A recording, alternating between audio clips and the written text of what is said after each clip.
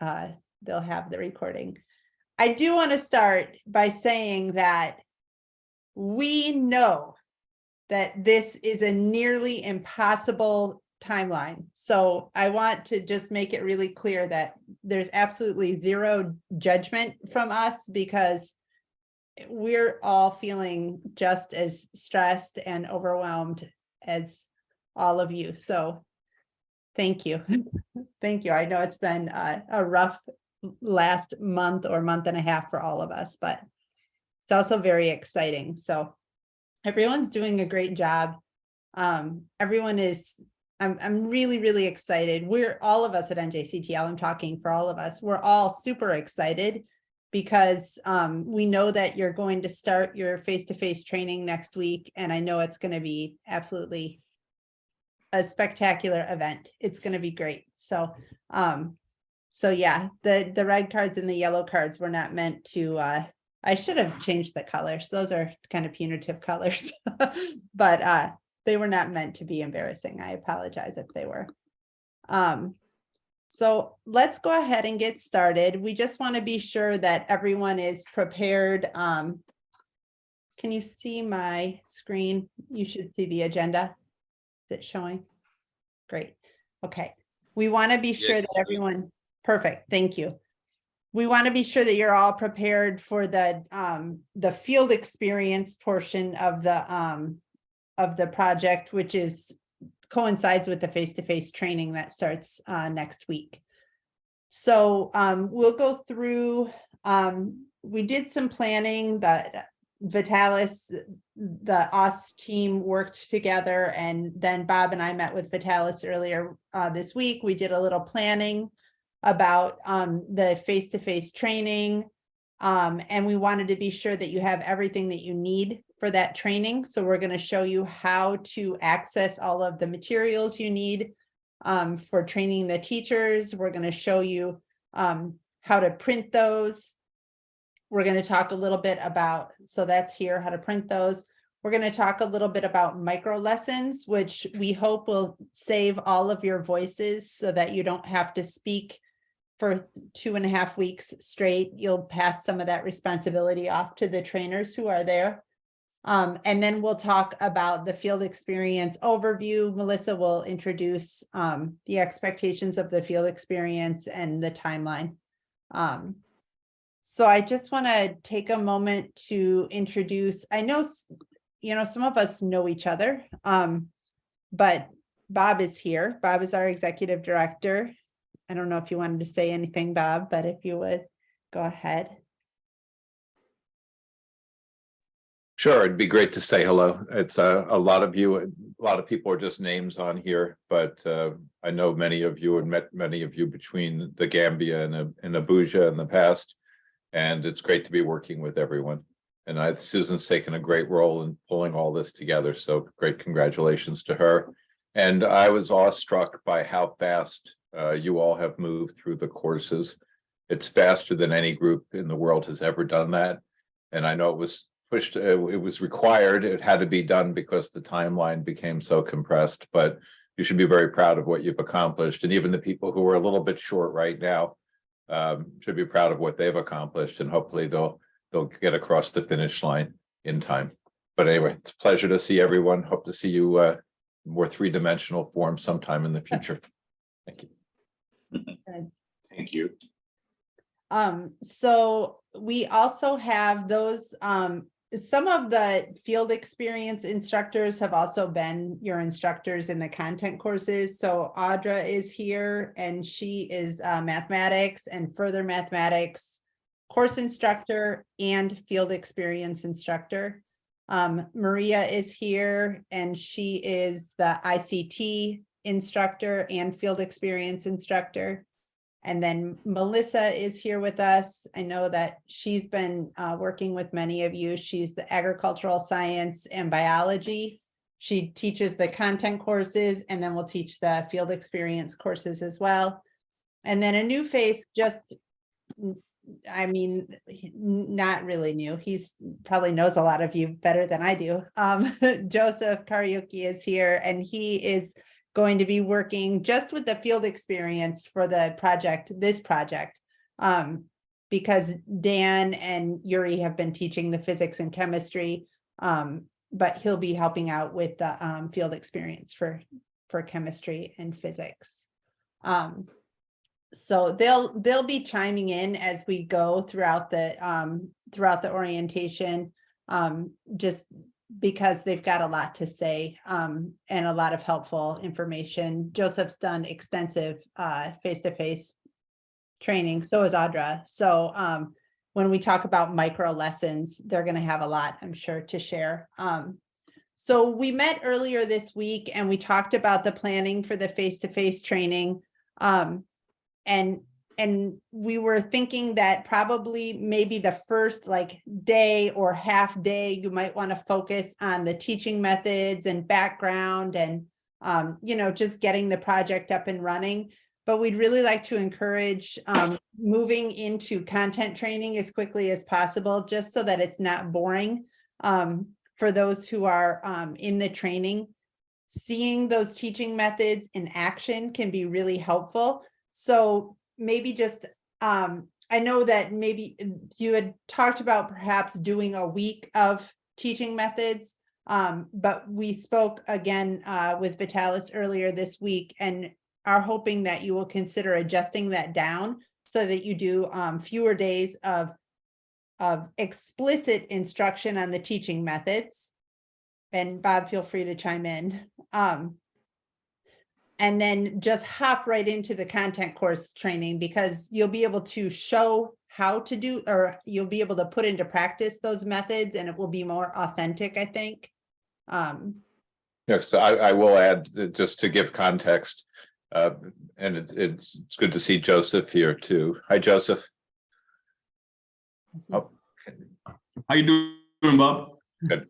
Because Joseph, Melissa, Audra, Susan, and I all have done extensive training in Africa. And Maria, you did it in Lesotho, so that's Africa. All the rest of us were in Abuja and or the Gambia.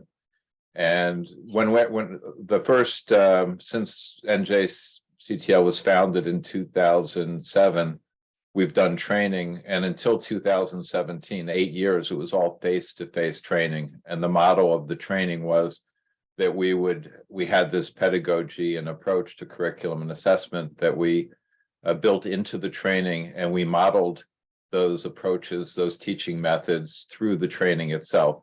And then we'd stop and have discussions about particular aspects of it while we were actually using it to teach the content. And that was the model until 2017, when we went 100% online and asynchronous. And when we did that, we realized we could no longer model the face-to-face training, what we wanted the teachers to do when they met with their students in their face-to-face training. So we created the teaching methods course, which is another online asynchronous course that explicitly teaches the teaching methods and approaches to curriculum and assessment, pedagogy, and professional development. So we have to teach them explicitly now in our online courses. But in this model that we're using in Ogun State, the facilitators are being trained through the asynchronous online courses, including teaching methods.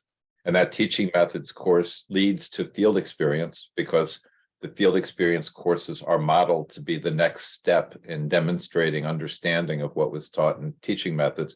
That all is one thread. But when you go into the classroom to teach the teachers, you're no longer online and asynchronous, you're face-to-face. And the most effective model for face-to-face is to go back to the idea of a brief explanation of the teaching methods that might be a few hours, certainly less than a full day, and then immediately begin teaching the content and modeling by the way you teach the content to the teachers, how you want them to teach the content to their students. So rather than having a separate course like teaching methods where we teach all of them at once, it's actually integrated together so that you get into content very quickly and model through your behavior how you do brief direct instruction, how you ask formative assessment questions, how you encourage a social constructivist environment. You're going to actually do that with the teachers. They're going to experience that.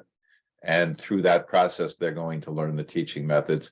And the only reason I'm taking the time to explain this so carefully is for those of you who went through training with Joseph or Melissa or Audra, Maria or Susan or I or someone else, you know what the training looks like on the ground. But some of you have only known us through these asynchronous online courses. So you may think, oh, the first thing to do is just teach everyone teaching methods for a week or 2 weeks, and then we'll do content. And we wouldn't think that's a good idea. We think a good idea is to immediately, very quickly get into content and modeling behavior rather than trying to do through direct instruction what's best done through modeling good behavior or good practice. So does that explain it, Susan? I think so, yes. So you'll have access to the PowerPoint presentations from Teaching Methods because you went through the Teaching Methods course and you were able to download those PowerPoints and the PDFs of the PowerPoints. If you need to pull in slides occasionally, say you want to go a little deeper into formative assessment and what it is, feel free to pull those slides in, but we're hoping that you won't go from start to finish spending days going through the PowerPoint presentations from Teaching Methods. And instead, you'll take all those things that you learned there, like brief direct instruction, formative assessment, using polling devices, and actually just put it into practice with the content materials. So then the content that you learned in the content courses, you can pull those presentations and use those presentations. And I'll show you where to download them from. And I know that you had spoken about wanting to print those 6 slides per page. So I have instructions for that, and I'll show you how to do that. I think also, just to interrupt one last time, maybe not last time, but anyway, the next time, is that this will also lead into the approach of using micro lessons by yourselves, because in a sense, the formative assessment of whether your teachers that you're training have understood what you're teaching them, your formative assessment of their understanding will be when they can stand up in front of the group and model the same behaviors back to you that you've been teaching them, whether they can show you brief direct instruction, the use of formative assessment, social constructivism, and then through the dialogue of the whole class about what they've seen from that instructor, you build further and further. You're constructing meaning for the teachers. And the whole process of them doing lessons is part of the whole formative assessment, social constructive is structure, but on a professional development model now, rather than on the content level. So it's layers and layers of very good practice, I think. Yeah. So I'm looking at the agenda, and I'm going to go a little bit out of order because I want to show you how to pull the curriculum materials, the content materials that you'll use to deliver that face-to-face instruction. And then we can talk about micro lessons, because I think it'll make a little more sense with the presentation in front of us. So I'm going to use agricultural science as my example. We have 7 content areas, but this is the one that I'm just going to pull as our example. So here's the online course for the content of agricultural science. So all of the facilitators who are doing agricultural science did teaching methods, and then they did this content course. And these the units or the modules from this content course represents the first half of what will be taught to students in Ogun State. And you saw it here in Moodle, but these materials also exist on our website. And so I want to show you how to find those on the website, because those are the materials you'll download to use during training next week. So just agricultural science started with plant nutrients, and then the second unit was nutrient and water cycle, crop diseases, crop pests. So we created a spreadsheet to share with you, and it has a tab for each of the content areas, and each of the content areas looks just like this. It'll show you the course or the courses, because in mathematics, it draws from several different courses. And then it will show you, this is the first half of the content needed for Ogun State to meet the Ogun State syllabus requirements. These are the units. This is the order they should be taught in. And then you can just click on, or I need to make these hyperlinks. I'll make them hyperlinks, but for now, you can come here. And when you go to this, you will find that here is the unit called plant nutrients. That was the first unit here in Moodle. And the exact same materials basically are available here. So there's the presentation. This is the presentation that you'll use to teach the trainers in your face-to-face courses next week, or your face-to-face training. Classwork and homework problems. Those are the practice problems that were posted in Moodle that you could use as, you know, to get you prepared for the module exam. And then these assessments that are posted are not the exact same tests that you did in Moodle, but they are good tests and retests that you can use with the trainers to make sure as they're going through at the end of each unit, you can give them a test. And then again, in modeling the teaching methods, if they're not happy with their grade, they can make arrangements to take the retest instead. So you'll be able to download all of these materials. And I just want to add that all of the teachers that you'll be training, their account that we created for them and sent them their passwords to, they do not have access to the test. So only you as the facilitators have access to these tests right now. Later, when they themselves are teaching, we can upgrade their account so that they can see them to use with their own students. But right now we did keep it blocked from them so that you all would be able to use them to assess the teachers during the training if you would like. Great. Perfect. So the presentation, when you want to download it, you'll click here and you'll see 4 different versions of the presentation. When we spoke with Vitalis earlier this week, he said that you were interested in printing 6 slides per page PDFs for your trainers. So it's very easy to do that if you go to PDF. And I also created a document with screenshots that I'll share with you by email. It looks, I'm working on a Mac. It looks a little different if you're on a PC. I included instructions for a PC. So you just go to the presentation, you download the PDF, and then when it downloads, you can open it in your browser. And then you'll just select print. And here, I'll just select how many pages or how many slides I'd like on each page. So if I want 6 slides per page, I'll just hit 6. And now you can see 6 slides per page. And then just for mine, I would have to say, oh no, I just need to select my printer. Then I would hit print. It looks a little bit different on a PC. The screenshot that I shared in the document is a PC version. So here you just select 6 slides per page from the how many pages per sheet and hit print. That will give you 1, and then you can just make copies of that. You can get squares around the slides too, right? So right now there's no squares there. Not unless you do it a different way. If you Not Okay. through, yeah. not using this, it's a little more difficult. It's actually a lot more difficult to get the squares around it, but I can also, if you want squares around the slides, I can also send you the instructions for how to do that. But this is the easiest way to download those materials.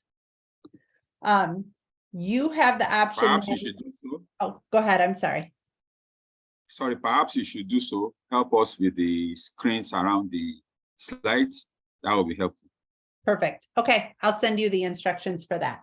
Yeah, to me, it seems a little like everything seems a little floaty if it doesn't have the boxes around them. Okay, I can show you how to do it. I'll show you how to do it right now because I'm going to be opening the Smart Notebook. The way you do it, if you want the boxes around the slides, you just open the Smart Notebook version of that. So whoever's doing the printing has to have Smart Notebook on their computer. Yeah. gonna take a minute. Smart Notebook on my computer is a little slow. But the Smart Notebook presentation will allow you to set it up so that the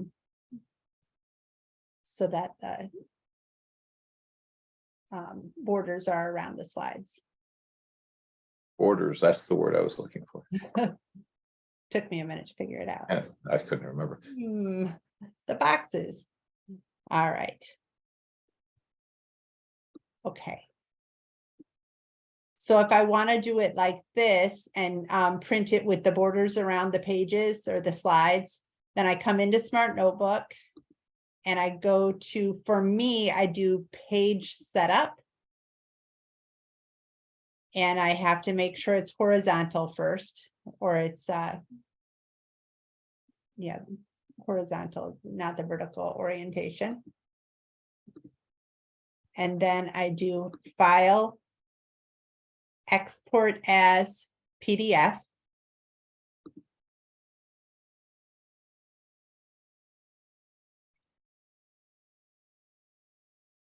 And then I just make sure that it says show page borders. And if you would like, you can take the date off. I usually take the date off just because gets in the way, especially when you're doing it with several slides per page. And then you go to handouts. Actually, you go to thumbnails, I think, don't you? Oh, okay, Because you want 6. okay. Yeah, handouts gives you the slides on the other. Go to small, Small. and There you go. then you have to change the page orientation. Oh, okay. Sorry, I shouldn't have, then you can disregard the page orientation change. Usually when I'm doing the, when I'm doing it, I'm not putting 6 slides per page.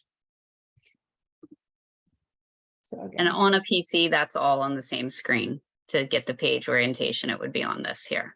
okay. So there you have 6 slides per page, and now you've got the borders around each slide. We'll create a document with the screenshots and the step-by-step instructions, and we'll do it using screenshots from Melissa's computer, which is a PC, because that will match what you'll see if you're on a PC. Okay, so oh, go ahead, Bob. Not everyone has to do this, of course. It's if you have there's a number of people who are teaching the same course at the same time. So maybe at AUST they could organize someone who just prints out the copies for all of agriculture, all of physics, or something like that. Yeah. So that every facilitator doesn't have to find a printer and figure out all the instructions. Exactly.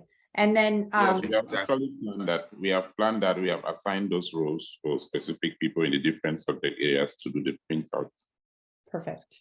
That's easier because then you could be sure that that computer has Smart Notebook, and it does look crisper with the borders, I think. Absolutely. Certainly, yes. And then another consideration that you'll need to take is that the tests, you'll need copies of the test, 1 per participant. And then you'll probably need some copies of the retest, not 1 per participant, but those can be printed So, out. yeah, and just be careful when you print them because the answer key is in the same Word document. So make sure you don't print the answer key when you Excellent. do it. That's excellent. There's a page break. So at least that you'll know you can print it out once and then, remove the answer keys. All right. So here's the sample presentation. For those who have not necessarily seen a presentation in a Smart Notebook format, you've only seen it in Moodle. What you normally see is the video and then the formative assessment questions come up one at a time and you move on. This is very similar, except that it's all in one file. So as you thumb through the slides, you'll teach from your direct instruction slides. And then when you get to the formative assessment, you'll go through those formative assessment questions one at a time using the methods that you learned in the teaching methods courses. And then rather than having to move on to another topic like in Moodle, where you move on to the next topic, it just keeps going. So then the next topic just comes automatically. You'll teach your direct instruction and then go through the formative assessment questions. And then the next topic just comes right right behind it. So everything you need to teach that unit is in one file for you. And then now that you've sort of seen what that looks like, direct instruction, formative assessment, direct instruction, formative assessment, each of those topics has the direct instruction with the formative assessment questions for that topic. Now it makes a little more sense to talk a bit about micro lessons. So, so you'll go through several units in the 2 weeks of training. It might take, depending on the unit and the length of the presentation, you may get through one unit in a day, or you may, it may take 1 or 2 or even 3, depending on the length of the presentation, days to get through the unit. But you may start to get sick of talking. Your voice may start to go a bit. And also, as Bob was mentioning, it's really good formative assessment to see the teachers that are in the training themselves begin to try their hand at teaching using these teaching methods. So typically, and I think Joseph and Audrey, you could speak to this maybe also, after a few days, I mean, how long did we typically wait before we started assigning micro lessons? Maybe we did a few days of instruction to show right at the beginning. Yeah, I recall like initially when we started, we took a little longer, but then we decided to start a little as soon as possible. So like a few days. Yeah. And then typically what we do is then you would have a unit coming up. So you're getting prepared to do the next unit. If you assign one topic to each of the trainers in the classroom. So say there are 7 topics in the unit, each trainer is assigned a topic, and then based on how they've seen you presenting the lessons, they take turns presenting the lessons. Joseph, do you want to talk about the process that you go through? Because you're really, really good at this. Yeah, sure. So basically, after we teach in the beginning, just so we can model that process of short, dynamic, direct instruction. We teach where we add videos, where short explanatory videos where necessary. Things like including real world examples, interactive simulations like the PhET simulations, we show how to integrate those. And then we also show how to facilitate the formative assessment using anonymous polling and making sure it's process oriented, modeling all of those criteria that are on the rubric so that when it's their turn to actually display the pedagogy, they've seen it. And we give them, each teacher would typically, well, the way we did it is we used the teachers to present the whole course after we initially taught it. And we just fill in the gaps where necessary. Mm-hmm. So what would happen is each teacher gets a topic until we get through the whole course. After they finish teaching, so they present one topic, facilitate the formative assessments that are associated with that topic. And then they just actually leverage social constructivism as their colleagues work through the classwork. Things that are in the field experience. Yeah. After that, there's a self-reflection period. So after they finish teaching, they usually self-reflect on, difficulties they had preparing the lesson, what they think went wrong, or what could have been improved and what they did well. And then it's given to the group, the rest of their colleagues, like, I don't know, all the other facilitators, so they can point out what went well and what could have been done better. So we just go through, that way that we're getting through the content while simultaneously covering the pedagogy. Yeah. The key is you have to be very efficient, because in a very limited amount of time, you're teaching a lot to these teachers, the teacher trainers.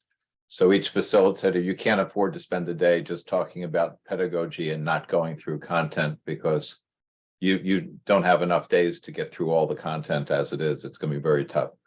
So, but as long as you integrate them together, as Joseph described, you're going to get through both of them in reasonable time. But that's critical. Yeah. And it's enjoyable too. Once you've done some of the training and you've you've demonstrated, and then the trainers get up and start doing micro lessons, there's a lot of laughing and people have a good time and a lot of learning because they'll reflect when they finish that topic and they have some time to reflect with everybody. Okay, this is what went well, and here's what I would change for the next time. They're learning, and then the people who come after that benefit because they've heard and they've seen what can go wrong and they're trying to, improve. Did anyone else want to make any comments about the micro lessons before we move on to the field experience? Okay. Any of the facilitators, does anyone have questions or anything you wanted to bring up? Well, maybe let me jump in. Let me quickly Sure. jump in. Thank you. What will happen is that the teachers don't have any access to digital content. So we intend to print the entire courses Yes. into Manila folders, and they will all have them. That's why we wanted to print them in 6. Mhm. Then we will have computers Sure. projected onto the wall. The computers will be touchscreen computers, and they will mirror what a smart board will be. And this is the typical scenario that will happen in the schools. Perfect. So it's just like what exactly the teachers will be having is what is going to happen during this 2 weeks. And I like the idea you have given us now. Our initial thought was that the content for the methods was quite a lot, and we felt it was good to have a grounding in it. But I think the better way to do it is to practice while teaching, so the micro lessons make a lot of sense. And we will try to mirror what we have seen in terms of the classes. We will try to put prompts around the classes for ourselves and also for those whom we are training. And I think by and large, we'll be able to scale through. I think this is a very smart idea of giving the micro lessons and getting them involved. And since they know the content already, we'll help ourselves. The access to digital content is the problem, but we have now found a better way of printing those documents for them, and then they can scribble on them. And then I think we'll have a good time. Yeah. Thanks. Good. Thank you. And hi, Joseph.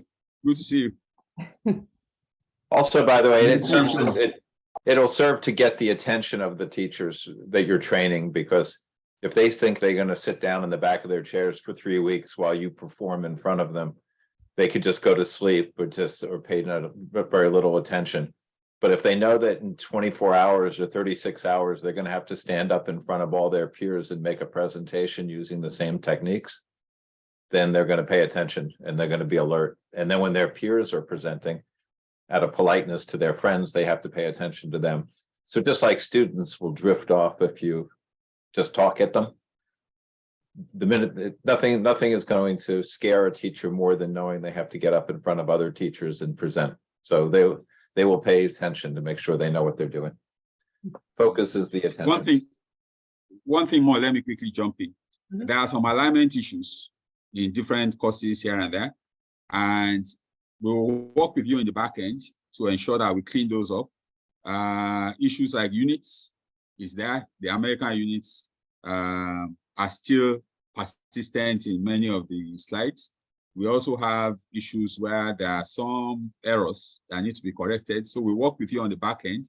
So we'll constitute a team of the community of practices that we have created to work with you on the back end to align those so that it will work well for this particular training. So this is the addition that we've not put into contention yet, but we are going to do that to make sure that everything works well.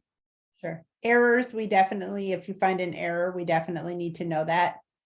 Things such as customizing units of measure can be, since it's the Smart Notebook materials, those can be customized and then printed in that way. That will work for you as well. We have a hand raised. Oluwakemi. Go ahead, please. Yeah, good evening. And I was just wondering, listening to Bob, and I think he's weighing on a lot on us trying to cover the content. And I'm modeling instead the pedagogy, and I'm wondering if the teachers are not yet familiar with things like social constructivism, and or they have already a set knowledge on what formative assessment is. Will they be able to pick up what we are modeling without first giving them an overview of what we want to do? And so I'm wondering, at what point do we bring in, because we've had access to the teaching methodology course, and a lot of us have had to review and renew, relearn some of the things that we have learned before.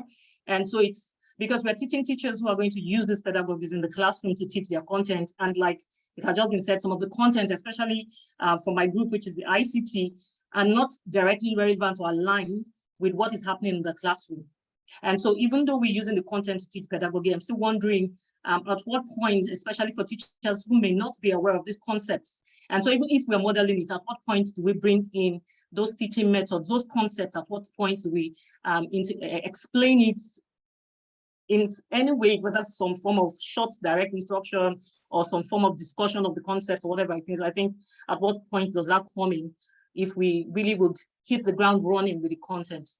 That's a good point. Thank you. I think maybe we didn't give enough comment about it. You won't, without any explanation, just hop into teaching content. So definitely take a half of a day, or take, some hours on your first day. You want to explain, not necessarily by going through every single slide from the teaching methods course, because that would be too many, but you do want to give them an explanation of what social constructivism is, give them an idea of what their classroom might look like, ground it in some theory, and let them know kind of what you're aiming for, and then begin modeling it. And as you're teaching, if you're teaching for the first few days before you pass off the instruction in micro lessons, you can continue to bring in things from the teaching methods course. For instance, if I was doing direct instruction, one thing that I've noticed when I when I do micro lessons is that oftentimes the slides for direct instruction will be up on the projector, and the teacher will begin to use those slides to instruct, and then just sort of go off on a tangent and just start talking, and it will last a half hour. They'll have a slide up for a very long period of time rather than just going quickly through the slide. So as I'm modeling that in those first few days, I might call attention to that. Remember, you're not expecting 100% of the students to understand the content on the first pass through the direct instruction.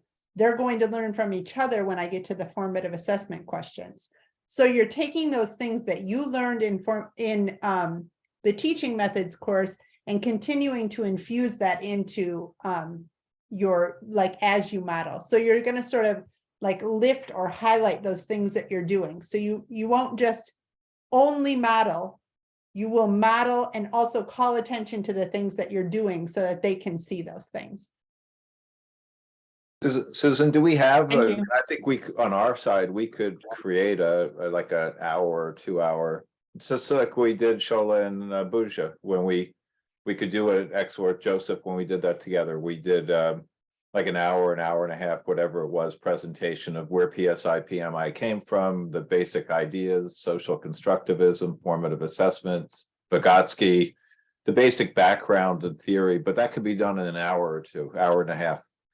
And then go right into starting some content. And while you're teaching the content, you'd say, here's where I'm doing the direct instruction. You actually then do it, and then say, now here's the formative assessment questions. And so even when you begin the content, you're actually teaching the pedagogy with the content. So first pedagogy just by itself, then teaching content and pointing out the pedagogy, and then maybe just teaching some more content. At the end of a day, I think that they would be in reasonable shape to understand it. Maybe the second day, it's still you teaching because you've given the assignment, but the teachers now have to go home and read the unit and understand the content themselves enough so that they can go ahead. So maybe the third day is the first day that the teachers themselves are teaching on. What do you all think?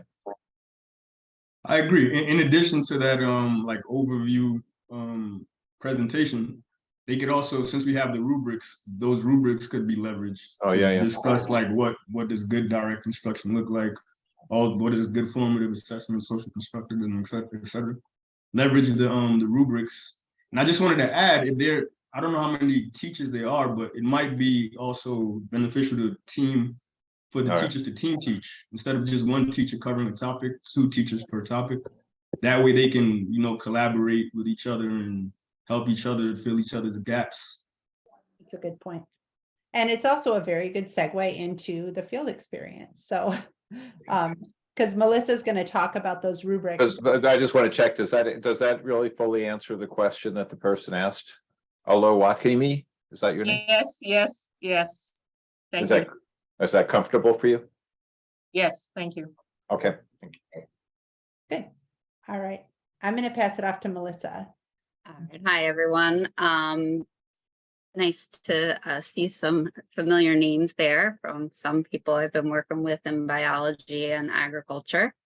But we wanted to just do a little brief overview of the field experience course we're going to put you in. And then I do have a couple comments, overall comments at the end that I want to make as well. So don't let me forget that, Susan. So let me share my screen. Okay. So I think, Susan, everyone's in the course already, correct? Or we're going to put them in now? Sorry, yes. Yeah, okay. So you're going to see when you log into Moodle, you'll see this MET 6102. And this is the field experience course that you're all enrolled in now. So while you're conducting the training, we're going to help you virtually by you uploading videos in the field experience course. So, you know, there's some information up there. Here's the rubrics that Joseph was just talking about. And we also come back to the teacher self-reflection checklist, which is one of the last assignments in the methods course. So we laid this out for you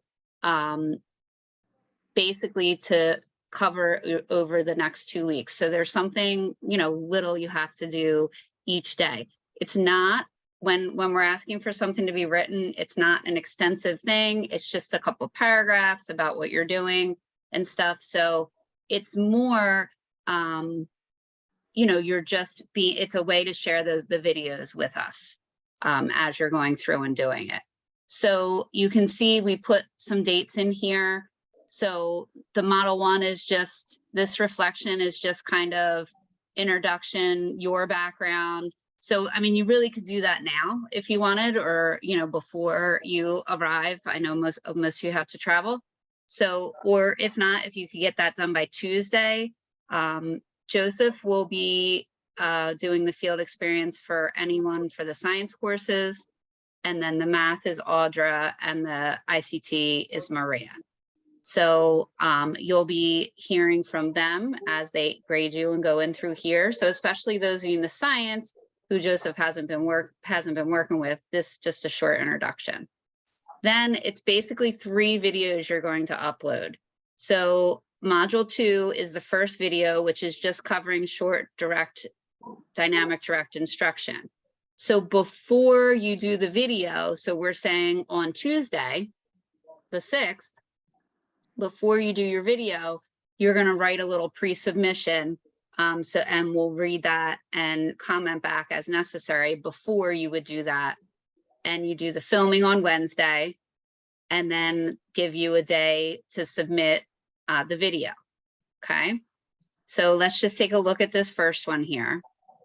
So in here, you know, before you record the first one, these are the different things that you're going to answer, just short questions to talk about what you're planning. Okay. Then, and I'm sorry, I should stay in there. You would hit add submission down bottom, and it's just the text box comes up and you just type it right in there. Same way you do the short answer responses in all the content courses. Okay, so that's that one.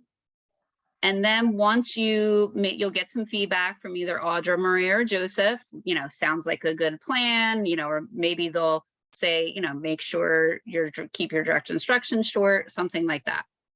Then when you get in here, you also want to read this too before you do the video. It's only about 10 to 15 minutes in length. You're doing the direct instruction and then into one formative assessment question, and then you would cut it off at that point, okay? And just some other advisements there. Now, it's also really important to go ahead and read the rubric. It's not as easy to read it in here, so Susan's going to email everybody the rubric. It's also at the top of the course, but these are the things we're looking for in the video. If we were there in person with you, these are the things we would be looking for and commenting, so we're able to do it in the video. So when you go to add submission, Moodle is not going to let you upload, like you're going to type about your video here and answer those questions, but Moodle is not going to let you upload a video. It'll be too big. So the video, the best bet, most of you all seem to have Gmail email addresses, so you have Google Drive. So the easiest thing is to upload the video to Google Drive and then just share the link right here in the text. You would just type it. Okay, and if you're unsure, the great thing is that you're all going to be together, so you'll be able to work together to do this. But at the top of the course, we do have a video here about how you can create and upload the links to the video. Melissa, Okay. does that go into the way to share the video or how to make a shareable link? Yes. Okay, good. Yeah, so this will tell you how to share it and make sure that it's shareable and stuff like that, like Susan said. So basically, it's 3 videos. The first is on dynamic direct instruction. The second, you're just recording a formative assessment and student polling part of the lesson. All right, and then the last one is you're facilitating classwork or homework using a virtual lab, using social constructivism. You do probably need to print that out as well, the classwork and homework. We kind of left that off when we were talking about printing the presentations, but every unit has classwork and homework.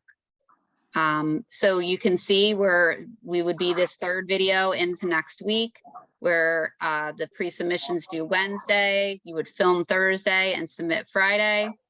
And then there is a final reflection, and we put that for your last day of training there on Monday, the 19th.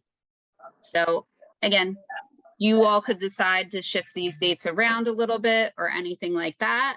But this we just thought would be a good guideline for you to get started as you take a look at it. But it's really important to open it up and read through the things that it's asking for in each video, and to look at the rubrics that Susan's going to send.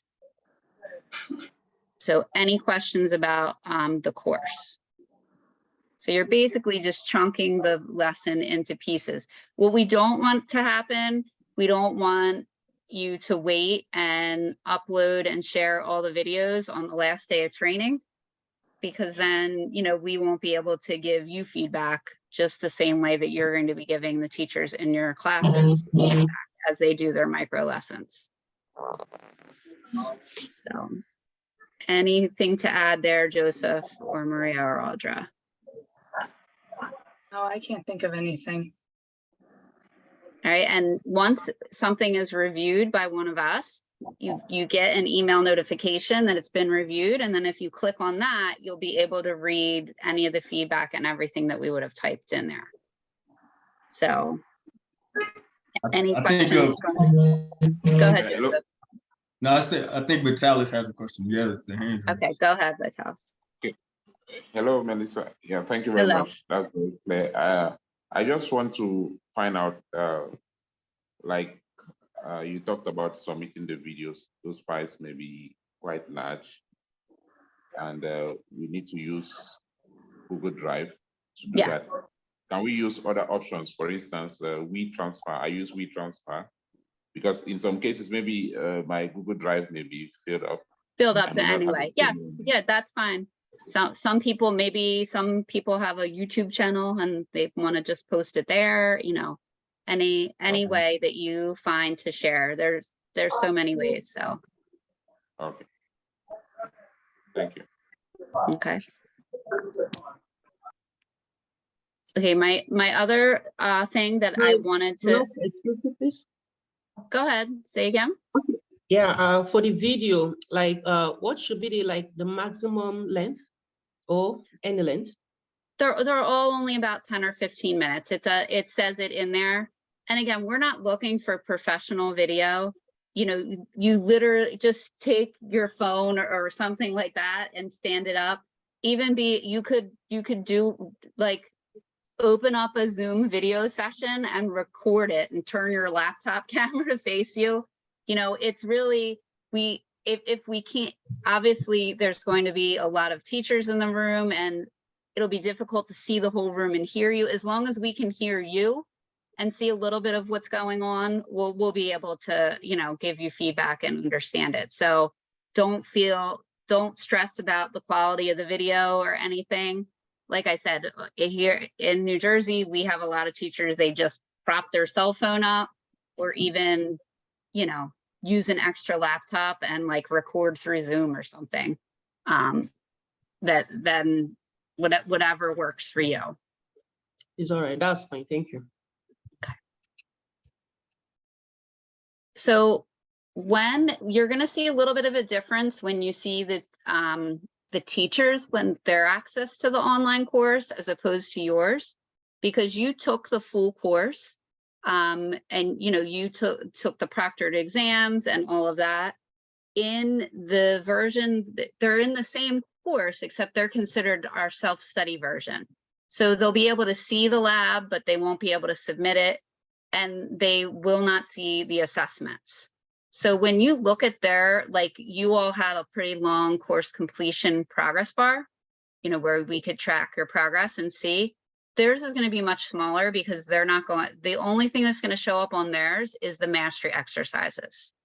So they'll all have access to the mastery exercises to practice, you know, before you would do the unit test. So they can use that for extra practice. And then they can also use it as a reference, you know, both while they're learning with you now, and they're going to have that access, you know, for however long. We're not going to take them out of the course. So even when they're teaching their own students, they would be able to reference back to the online course.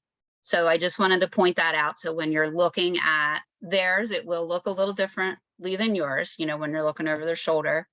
And also, we've had a handful of the teachers like have filled out our application. They do not need, like on our website, they don't need to do that because they're already in the courses and they're already set to go. You know, we already created their accounts. So if anyone asks you that next week, you can tell them that that's not necessary unless they want to take online and further courses with us, you know, beyond what they're getting with you. So I just wanted to share that note with you. And, you know, we had some issues with some emails. We're trying to resolve them, you know, where they bounced back. But basically, you know, when you are starting on Monday, you know, as soon as I'm online pretty early, not as early as you'll all be starting, but as you have the teachers in person, I'm sure there'll be some more issues and we'll be able to resolve it. The easiest thing is if they didn't get an email from us with their username and password, then tell them to go ahead and make their own account. Okay. So if they make their own account, it'll be much faster for me to add. So basically they would go to the website and register. And it's Susan, then it's easier for us to just add them to the course. That makes sense. Will you share your screen one moment and show them how to, like, where the register button is so that they will have it? Good idea. So if, I got my thing away. So when you go to our main web page, the njctl.org. So if they do not have an account, didn't get an email, whatever, they can hit register. All right, they should register in here as a student. Okay, because they're being a student right now. And then they just fill this out real quick. Okay, and then if you send us an email or whatever, we'll get them in the course as the time goes on, you know, as fast as we can. But because there's a fair amount that got bounced back. So if they go to make an account and it says this email's already taken, then just tell them to reset their password and they're probably already in the course and just didn't get that initial letter from us. And we sent them all yesterday. So yesterday and the day before. And they came from info@NJCTL. So just wanted to point those two things out to help ease things for next week.